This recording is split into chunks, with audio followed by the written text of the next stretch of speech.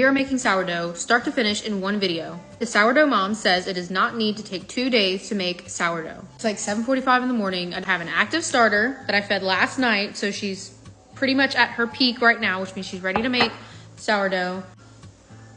And I'm nervous. Usually I'm not like a measure your food kind of person, but to make sourdough, you're gonna need a kitchen scale. I've already measured everything, so in here I have 350 grams of water that I'm gonna warm up a little bit. Big bowl. Zero out your scale. All right, into the bowl goes the warm water. And then we're gonna do 100 grams of our active starter. I thought I was recording, but I just added 100 grams of starter into the warm water. Now we're gonna whisk it together. It should look something like, kind of like milk with a few little chunky floaty parts, which is fine. Zero the scale again. We're gonna do 500 grams of the all-purpose flour. A lot of people also use bread flour, but I don't have that. I was gonna do 2 loaves, but I don't have enough flour to make 2 loaves right now, so we'll just do 1. 10 grams of salt. Or maybe 11. I'm gonna use the whisk a little bit, but then I'll probably just end up smushing it together with my hands. It's starting to come together, so I'm just gonna mix it with my hands. And yes, my hands are clean. You making bread over there? Yes. Okay, once your hand looks like this and your dough looks like that, we're just gonna cover it with a towel and let it rest for like an hour. Okay, it's been an hour. I did a new angle and now I feel like you're so far away, but I wanted you to see the actual dough. All we're gonna do is the stretch and folds, which means literally we're just picking up the dough and slapping it over.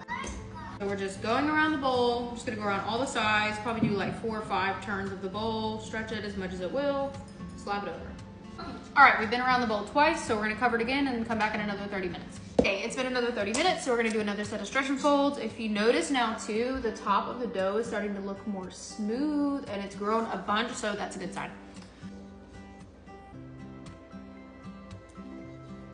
Now we cover her and we wait another 30 minutes. We're back. Stretch and fold, 3rd time. This time we're gonna try coil folding it. I've never done that before, but where you just pick it up from the middle and kind of let the undersides like tuck themselves in.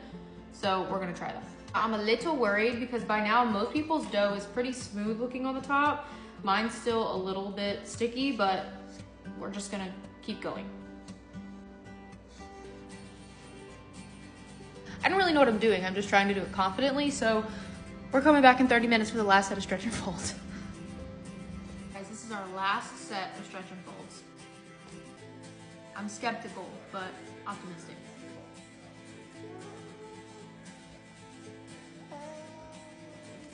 I definitely need a heavier bowl because this bowl keeps slipping around as I'm trying to like grab it. So we did 4 stretch and folds. Now it's gonna bulk ferment in the microwave for like 2 hours and I'll be back in about... Are you helping me make bread? Yes. Hi, me again. It's been about 2 hours, so now we're gonna pull out this dough out and get it shaped.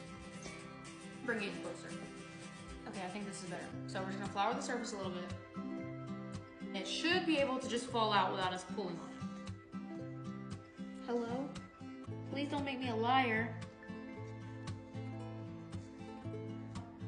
It wasn't as clean as hers, but we're gonna just go with it. Basically, we're gonna pull it into a rough rectangle, tri-fold it, roll it up, and then do some push and pulls to shape it into a ball.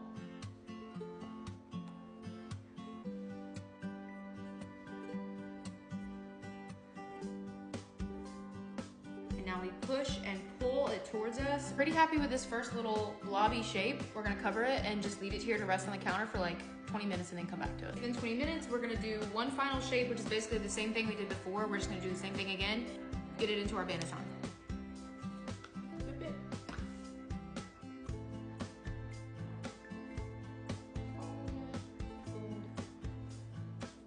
And we're just gonna kind of do the push and pull again.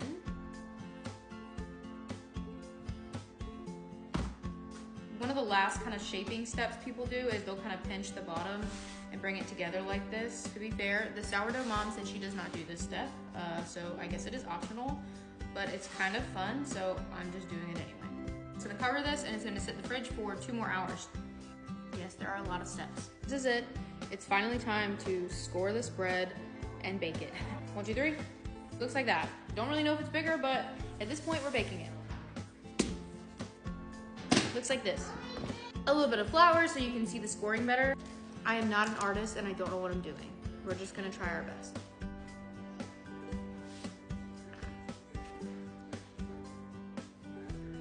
I know you're supposed to do one deeper score, so that it's called an expansion cut. So I don't know.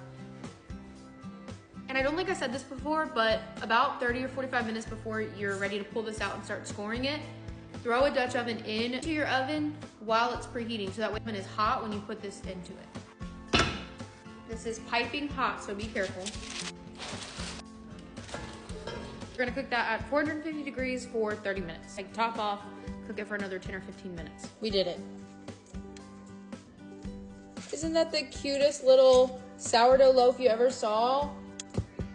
People do that, I don't know why, but you can even kind of see the little, it doesn't look like a wheat stalk, but it really needs to cool like a couple hours before you cut into it. If not, it'll be kind of gummy. This video is already like 100 years long, so this is the final product. If you want to see me cut into her, that's gonna be the next video. I am very proud of this, and it only took one day.